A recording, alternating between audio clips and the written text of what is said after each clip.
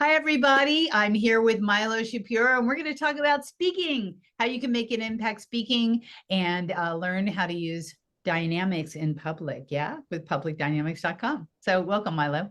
I love when you jump right to the website like that. I usually have to hope it comes in later. Publicdynamics.com right there. Thank you. Yeah, why not? Hey, I'm glad to have you here. We've known each other for what? Oh, gosh, I don't know, 18 or plus years. Yeah, I think actually more. Could Well, when I be. started the company that led to my speaking business in 2000, I think I met you shortly after that. So we'll let the guests do the listeners do the math. It's been a while. Yeah, we won't say how old we are or anything like that. Mm. So, talk to me, Milo. Tell me about your beginnings. What's the beginnings of your career as a public speaker or as a speaking coach? It's Let's talk. actually kind of a funny story, yeah, because it was the last thing I thought I was going to be doing when I started my business. I was an IT guy, so COBOL programming, like ancient world stuff, from 85 to 2000. And during that time, I fell in love with improvisation. So all of my evenings and my weekends, even in my vacations, traveling the West Coast and up into Canada, studying with some of the masters of improv, that was my whole passion. But who quits their job to do improv? Well, in 99, they offered us voluntary separation packages if we would leave after a merger when there was too many people. And a couple of years before that, when this new thing called websites came out, I don't know if you've heard of them, but in 97, they were new. Somebody told me about a website for a company back east that was doing team building for improv. And I don't know what was on my desk at that moment, but I stopped doing it. I was like, what? Improv team building? And I started looking at their website, and it all made such sense because improv teaches us listening skills, building on each other's ideas, creative problem solving. And I was looking over their site and they actually said what games they would play. I was like, good choice, good choice. Oh, not a good choice. I would do that. And I just made a little list for myself. Like if I ever did a team building course, what improv games would I put in it? And I shoved that in a drawer because who quits their job to do an improv company? Well, when they offered the separation package, I was like, if I don't do this, this is going to be one of those deathbed things that I spent 45 years doing IT and regretted that I didn't do what I felt passionate about. So I started my company, Improv Ventures, doing these team building events. And after not too long, people in the classes were saying, this is really powerful stuff, but don't just do it with like 15, 20 people at a time. Do it for big crowds, like a motivational speaker, and get them all playing these games because we're learning a lot. And I said, you, I can't just play games with a crowd and call that a motivational speech. Well, I said that to someone at an improv festival and he laughed. I said, why is that funny? He goes, you don't know who you're talking to, do you? I said, I know you represent the Las Vegas team, and I'm here from the San Diego team. And he said, I'm also the president of my chapter of the National Speakers Association. And yes, you absolutely can lead the crowd in improv games. You just need to couch it in a speech about something. And you don't know how to do that yet. Join your local chapter of National Speakers Association. So I did and got involved and learned how to develop a keynote and developed a keynote where for about half the time I get the audience playing in a speech about moving past the fear of failure, not being so tied to being perfect and being willing to make mistakes and learn from them. Because in improv, we can't be perfect. If we try to, we do terrible improv. Yeah. So that took off and I became 80% speaker, 20% team builder, but I was having fun with it. The speaking was fun. And then the unexpected happened. People kept lingering after my speeches and saying, would you work with me on my speaking skills? Would you come and work with my staff? And I kept saying, no, I don't do that. I mean, I've had lots of training from Toastmasters and from National Speakers Association, but helping other people, it's not what I was trained to do. But this one guy was really insistent. He said, I really think you're the one who has to help me, and I'm in a real hurry. It's important. I said, what's going on? He said, I sell on QVC. 90% of our company's sales is QVC, and they told us we're not selling enough for their standards, and they're going to cut us if I'm not better in 2 weeks and sell more. Yeah. Oh, So he came over with a stack of VHS tapes, and we watched him on QVC, and I was like, oh, yeah, I see things you're doing wrong. We can help you. Okay. I mean, even though I didn't have a background in coaching, and I worked with him, I think 3 times. He flew back to Pennsylvania for his 7 minute time slot. Everything on QVC is 7 minutes. And 5 minutes into it, long story short, he sold out his entire product line. She said afterwards, you were completely different on camera. I'd never seen this side of you before. What did you do? And he said, oh, I hired a coach. I said, did you give them my card? Because that could have been life-changing for me, but he didn't. Too bad. But I said, I guess I should put this on my website. And that took off. And now I'm probably 80% coach, 15% speaker, 5% team builder. But I'm still happy whichever one rings on the phone. So that's how it happened. Right. You get to do all three things that you love, which is Yeah. fantastic. Yep. And that's what I find interesting is that, when we follow our passion, then it leads into things that will make us money. I think it's inevitable. I Um, didn't see it coming, but yeah, I think people tell you what you should be doing sometimes. What I didn't do for a long time was listen. right, which is interesting since you're in improv, and that's a big part of improvisation. I love What do watching they know?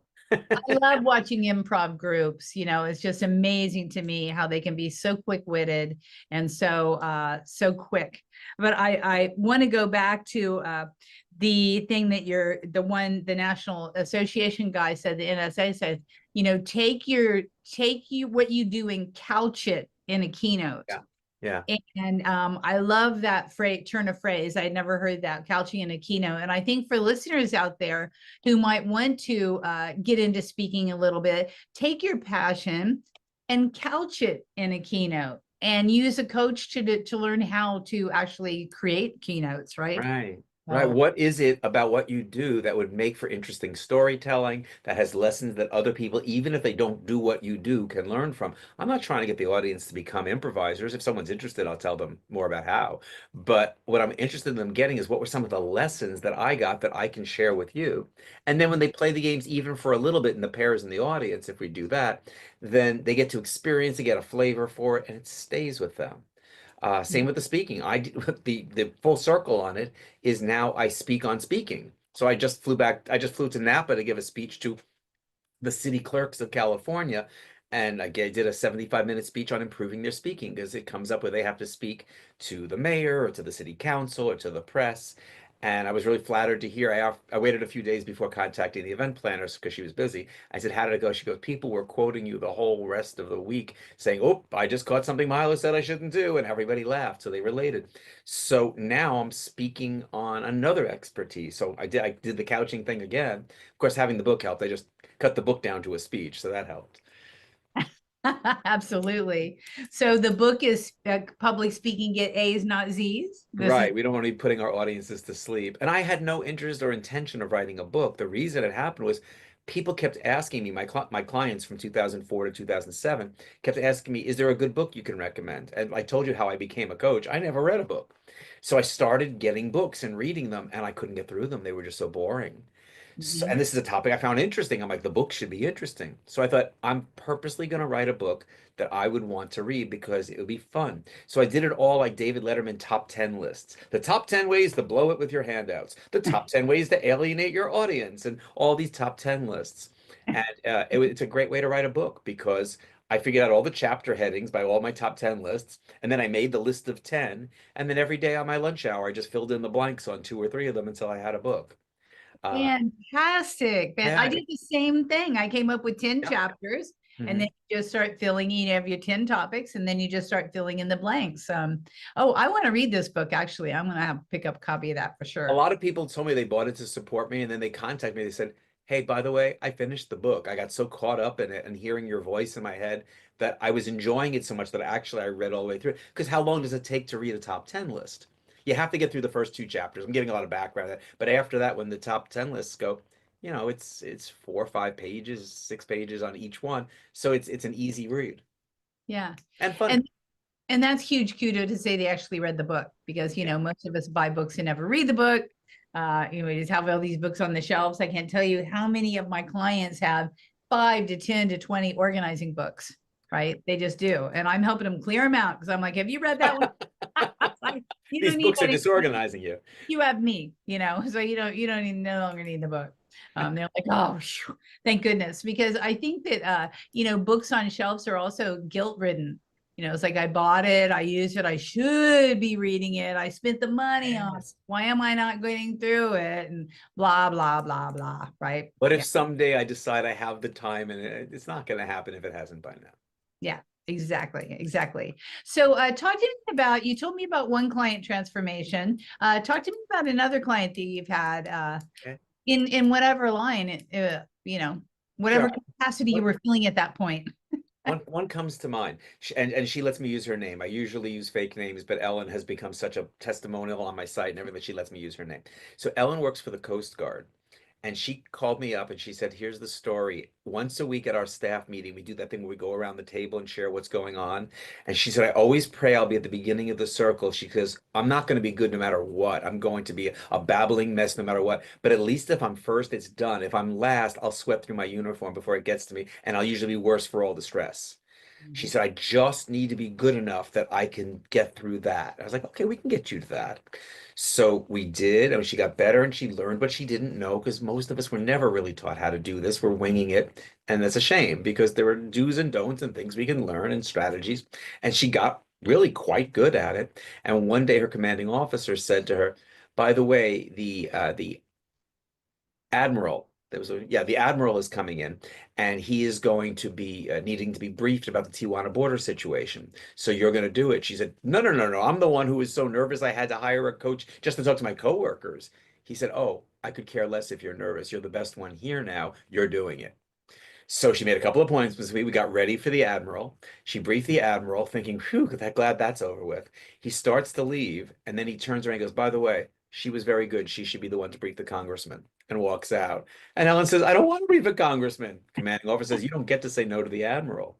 Another couple of visits to get ready for the congressman. He doesn't say anything on the way out the door. She goes, "Thank goodness that's over with." No, he writes an email. And he said, she made the Tijuana border situation so clear to me, and it was so interesting the way she did it. She should brief the White House on my behalf. So in 3 steps, she went from her coworkers to Mike Mulvaney's office in the White House, and then another congressman. And after the second congressman, she was telling me how it went, and I said, "You haven't used the word nervous in talking about that day at all." She goes, "Oh, I think I was so excited to try out the new stuff, I forgot to be nervous." I said, "Did you even hear what you just said?" She said, "Oh, yeah, I think I may have conquered this." And she's stayed with me. She comes back to me every once in a while to work on specific programs because I don't just work with fear for people. I work with them continuing to make better delivery style and specifics of writing. She's an okay writer. I help her make it really good, and then she goes out there and kicks butt. So she comes back, but fear is just not even like on her to-do list for speaking anymore. She enjoys it because she learned how to play with it and she learned how to make the most of what she had, so it was no longer scary anymore. I love it. Well, speaking of fear, that is the biggest obstacle to public speaking. So can you give us a few steps of how to start getting over that fear factor if you have to present? So I'm going to use an analogy for a minute and then we'll get to that. The analogy is if you were a diver and I was your diving coach and you were on the high board and you were scared to dive into the pool, I could come over to the side of the pool and talk to you about breathing techniques, relaxation techniques, visualizing success, self-hypnosis. But if there's no water in the pool, chances are nothing I say is going to make you feel any more comfortable and calm about diving into blue concrete. So my first step should not be to get you over the fear. The first step should be get you off that board and teach you how to use the hose and show you how to fill the pool so that by the time you get on the board the next time, when you're looking down at some nice soft water, not that much can go wrong. You might have some butterflies in the tummy, but it's not fear. It's just a little, anxiety and excitement and everything else. So what is putting the water in the pool of public speaking? It's learning the right balance of stories and data. It's learning to use your face, your body, and your voice more effectively. It's learning how to create a through line so that you continue to pull people in and all of a sudden they go, oh my gosh, was that 30 minutes? That flew by. It's telling stories more effectively. These are all learnable skills. It's not something I can just say, go do this. But those are the kinds of skills we want to be developing. And when someone is giving you the feedback to say what's working and what's not, then you know. Working in a vacuum is really hard. Like, please don't try things out on a spouse. Worst, at least find a friend. Spouses are the worst because they have but not also not your best friend. Find someone outside there if you aren't going to hire a coach. But a coach is going to make a big difference because I think sometimes half the value I bring to people is telling them, that's fine. Stop working on that. It's page 3 that's not right yet. Let's go to page 3. So yes, we're working on page 3, but I've also let them off the hook on pages 1 and 2. They know they're okay with it, or I would have said something because people know I'm kind, but I'm honest. And we work and then maybe if we get all the way to the end, we'll go, let's do it again. Let's fine tune page 1 a little bit more, even though it was good enough. But by the time I say that was really good, they know I mean it. and they get to feel it, and then they go out there and kick butt with it. I had that recently with a father of the bride. He brought me a terrible speech that he was delivering terribly. So like, good thing you're my client now. And the first thing I had to help, and this is a tip that you can make use of, is I saw a study, I'm backtracking and then I'm going to come back to the point. I saw a study years ago that said that college students make a determination in the first 9 seconds they're listening to a professor, whether they're glad they're in his class. So from the 10th second to the end of the semester, the best he can hope to do is change their mind. Harder to change someone's mind than to make an impression. So what do most people do with the first 9 seconds? Let's go back to that professor. Okay, this is Campus Center Room 375. This is Intro to Geology. The book is also called Intro to Geology. If you have them, I don't know, that's probably not more than 9 seconds right there. As compared to using those 9 seconds with something like this. The only thing that's on this planet now that was here 9 million years ago, that's going to be here in 9 million years, is rocks. How about we get to know them? Welcome to Intro to Geology. I'd be like, I'm down for rocks, right? What a difference. And yet so few people do that. They thank the crowd for coming. But this was now back to the wedding speech. Thank them for coming. You made an issue of the fact that everybody appreciated it, who came so far, blah, blah, but the same stuff we've heard a million times. So I said, I want you to throw all of that away. I want you to have a strong opening line. And we worked on a lot of other stuff, his delivery and rest, but his opening line, he came out, waited until it was almost quiet in the room because they were watching him. He was standing there, so just waited out until it gets quieter. And then he says, it's hard to put in words the feelings that run through a young man's mind the first time he holds his baby daughter in his arms. And as he finished that sentence, the remaining noise in the room went nothing, silent. People stopped stirring, like, whoa. Like he is not wasting a moment. He is getting to the heart of this fast. And it just made such a difference. I saw the video of it. I was so proud of him because he'll be the first to admit he was pretty bland when we started. But then he started having fun with it. And the personality that we got one-on-one in talking, because he's got personality, finally started to show through because he got it. A lot of times people go, oh, I feel like if I'm practicing, I'm not being authentic. Well, if authentic is not good, do you want to be authentic or do you want to be good? So Exactly. it's a performance. Nobody ever watched Breaking Bad and said, oh, that Bryan Cranston, I don't think that's what he's like at all. He didn't seem authentic. No, he was playing a character. So, okay, it's not quite that, but it's a performance. It's a bigger version of you. And it's okay to do that. And then calm back down a little bit when you're one-on-one. Because nobody performs like they are in person, and that's fine. The audience wants a bit of a performance. If you had a choice between two speeches, and one was called A Speech on This Topic by Milo Shapiro, and the other one was called Everything You Ever Wanted to Know About This Topic with Song and Dance and a lot of razzmatazz, and the ticket prices were the same, would anyone go to the first one? No, just make sure you're covering everything in that entertaining way. I love the way you said it, razzmatazz. I don't think I ever said it quite like that before. Just I love it. I love it. well, you got to use your body, you know. Because that is what it's all about, is I mean, I think everything in this life is a speech and a sale. Yeah. Yeah. Everything that we do, we hire a babysitter, speech and a sale, I mean, you go to the grocery, could be speech and a sale. You never know when you're trying to find that perfect avocado or whatever. I just think that the whole world is a stage. Yeah, someone to be coined. And the better that you are, I mean, I know I've had a speech coach for the past 3 years, and you can't not benefit from learning how to speak, even if you're not a speaker. I mean, it's just what it is. I've had so many people tell me this is helping me with my dating. This is helping me with job interviews. This is helping me with just interactions. I'm negotiating better because you know how to use your speaking style. Now, it is a lot harder when people say to me, what I want to do is get better at speaking one-on-one.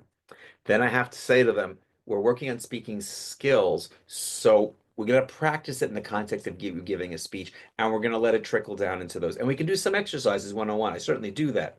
But I don't start with one-on-one because it's just too hard to improve people in those little bits and bites and starts and stops like that. But if they can give a great speech, it's certainly a lot easier to say one sentence or to learn how to join a conversation or how to ask questions.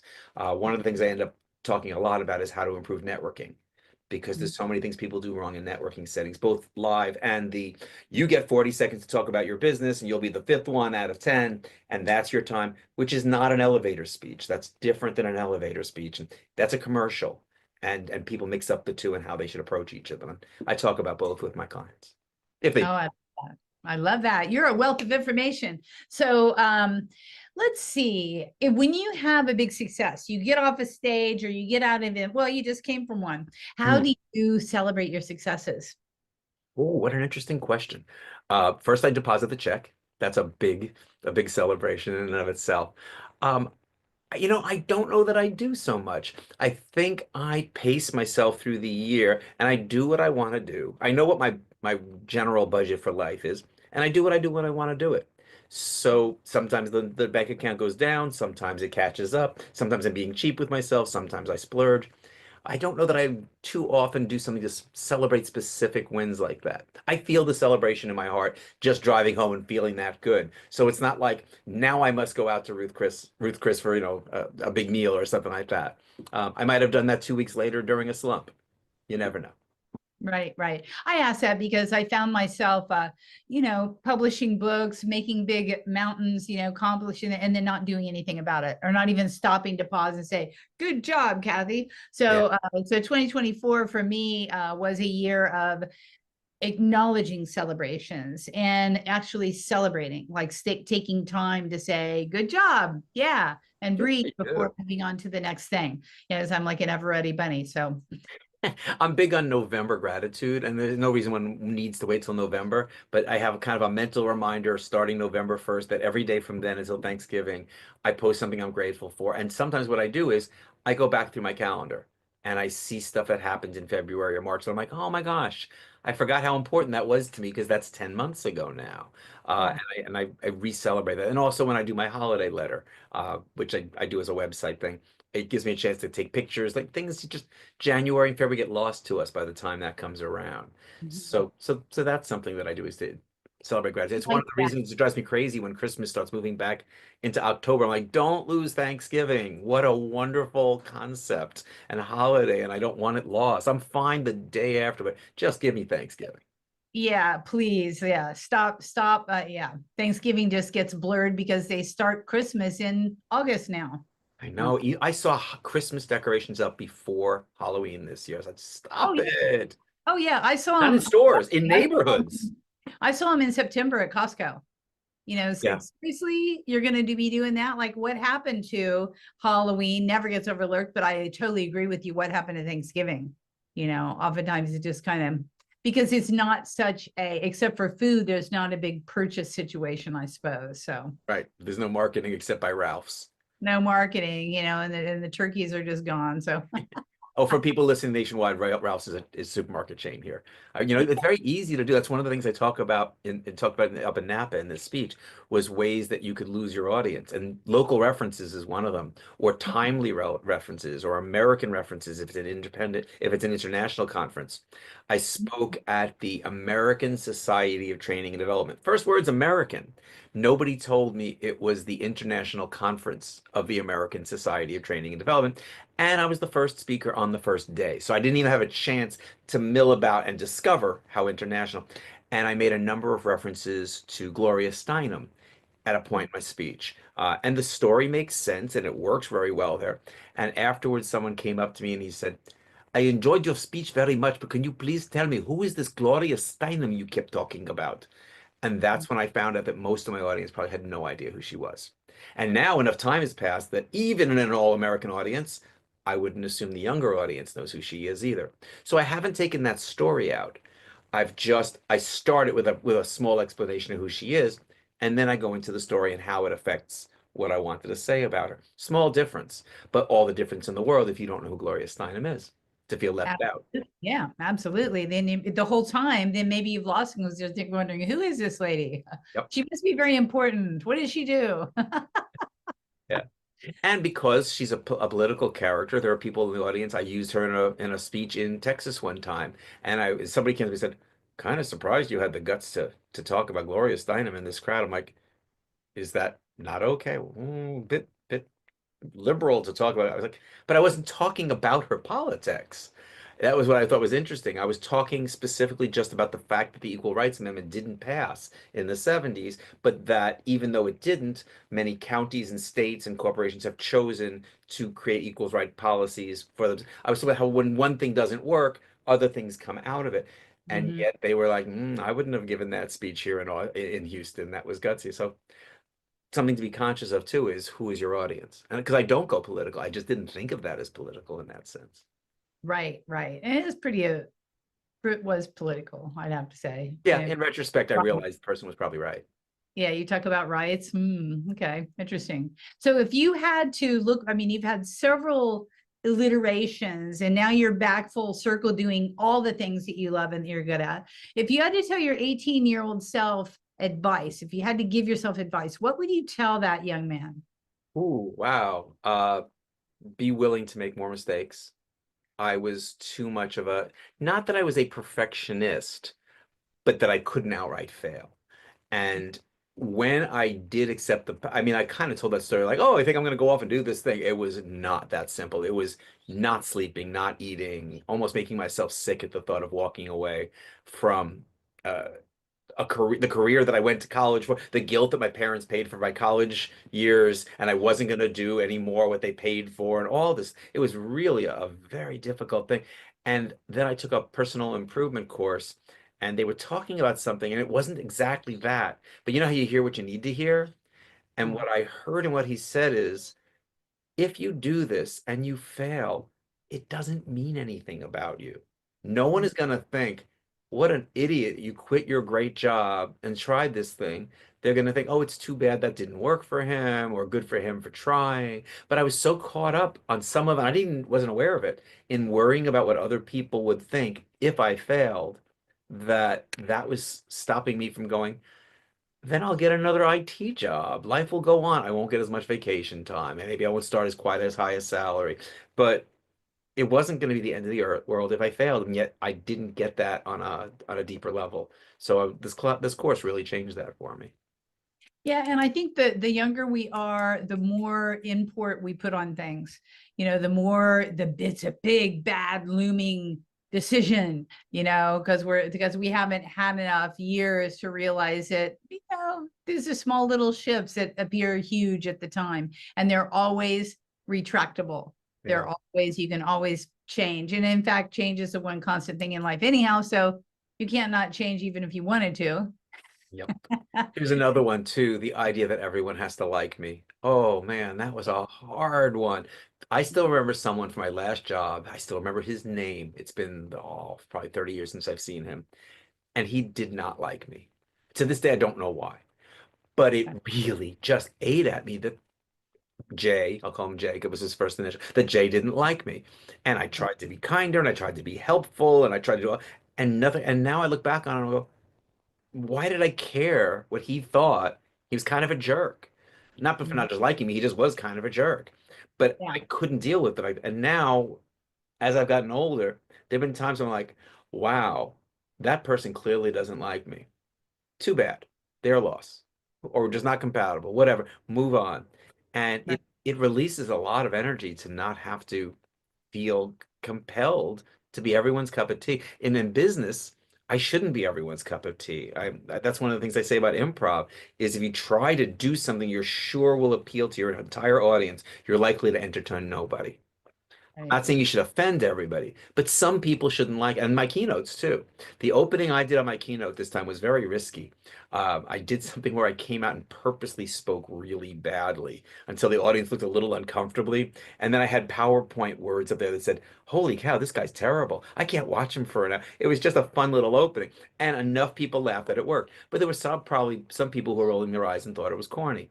As long as that's only 10 to 15% of the audience, if the other 85% are laughing and thinking this guy's kind of going to be kind of fun, this isn't going to be a standard boring speech, it's Mhm. worth 15% of the audience going, rather than not entertaining 85%.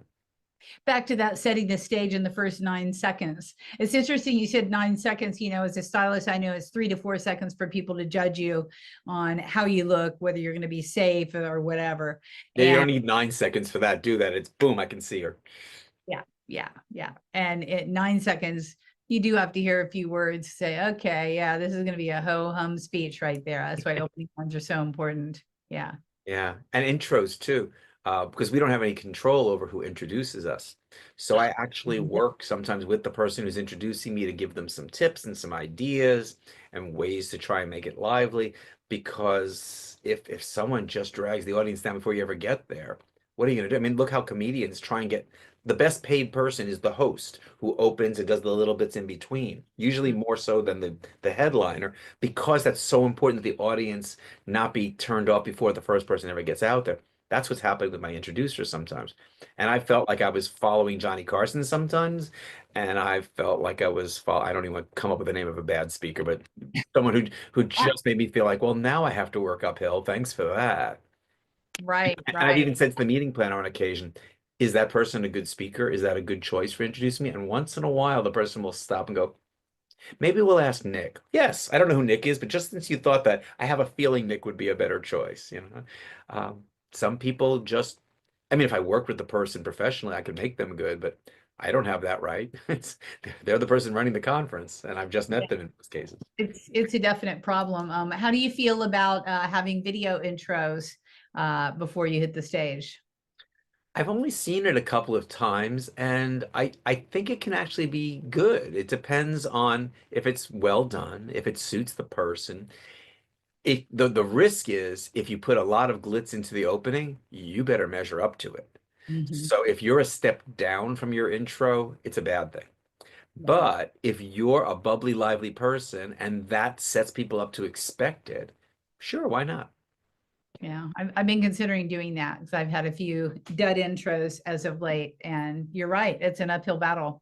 But the question is, do you get in a voiceover or is it you? And so that's two different ways. I mean, me introducing me, I'd have to see if I could like that. No, no, no, no, no. Yeah.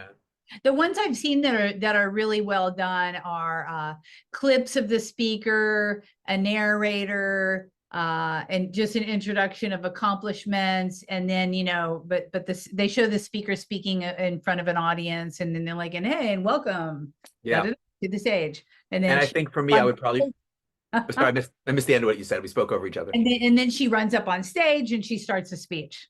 Yeah, I could see that really working. For me, I would probably want it to be a woman's voice to have that contrast. Mm, For you, I would say, again, I think in general, contrast is good unless you know you're mostly speaking to women's audiences, in which case I would have a woman introduce you.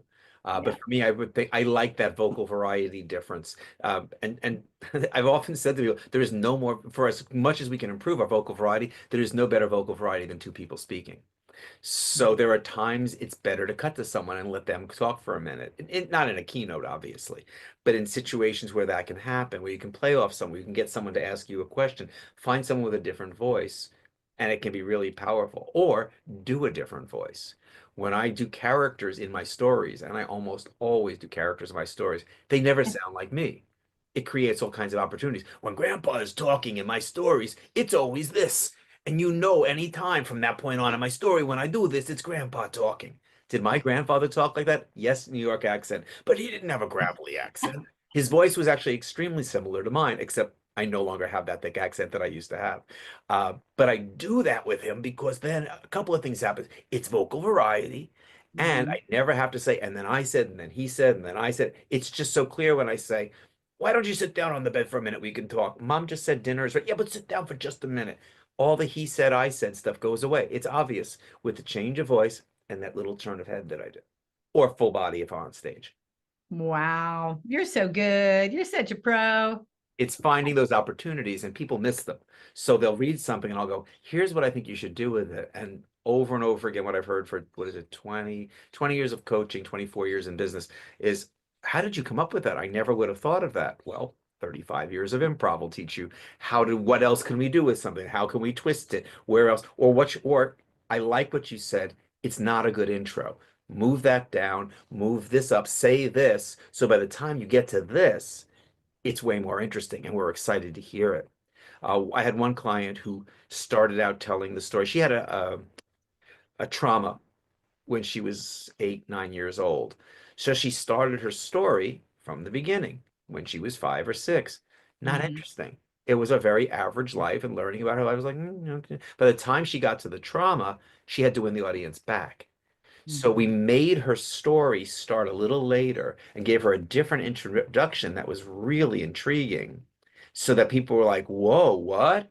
And now you're going to backpedal? Okay, I'm going to listen through this to see how that relates to this. And it's more than I can go into right now, but totally changed it. And she said, thank you. She said, I saw the difference in the audience reaction because she had done the speech numerous times. The new version, completely different. Love it. Love it. Well, I know that you have something to offer the listeners here. What is it that we're going to provide? They can do a download or call, or what are you offering, Milo? Sure. Yeah, I was happy you asked if I would be willing to, and that was fine. My initial appointments are very separate from the rest of the coaching. We do an analysis. We do a whole back and forth. It's not like Myers-Briggs or one of those other assessments. This is very specifically on speaking skills. And in that appointment, a lot of people come up going, I didn't even know there were this many questions to ask. I know a lot more about myself and what my goals to improve are. And then if they choose to work with me, so do I. The second part is I teach something called the 4 steps to successful speech structure. It throws the old model that goes back to the 1940s out the window. It's still being taught so many places, including Toastmasters in some cases. And that all comes in your initial consultation. After that, if you choose to continue, then it's more about doing feedback and stuff. So coming back to your question, I'm offering 10% off on initial consultations in case someone wants to try the assessment and learn the 4 steps. And if they want to go off on their own after that, they can, if they want to choose to continue with me after that. But if you just mention Kathi Burns when you write up my intake form. So the best way to reach me is to go to publicdynamics.com, go to the contact form, fill it out, and just there's an area that says like anything else you want to tell me, put Kathi Burns with an exclamation point. All right. Kathi Burns, you got it. You 10% don't even have off. to spell Kathy right, but if you want to spell it right, it's with an I. Yes. And a K. And a K. And a K, that's right. I should point that out. And All right. Burns with a U. It's been fantastic. I really appreciate speaking with you. And I love, of course, listening to you speak. Thank you. You're such a pro on this and always entertaining. And it's a pleasure. I'm so glad that we finally got this podcast time right. And right. I look forward to seeing what happens with you next. I'm watching you. Got my All right. I'll come back in a year and tell you what's different. You got it. You got it. Thanks, Milo. And thanks Bye-bye. everybody for joining us on Organize and Energize the podcast. Join us next week. We'll be back, same time, same bat channel. And if you like it, go ahead and give us a thumbs up on YouTube. If you like it, give us a yes on any platform that you're watching, because you can watch it on any platform at all. I'd appreciate the kudos in the comments. Thanks, Milo. Take care.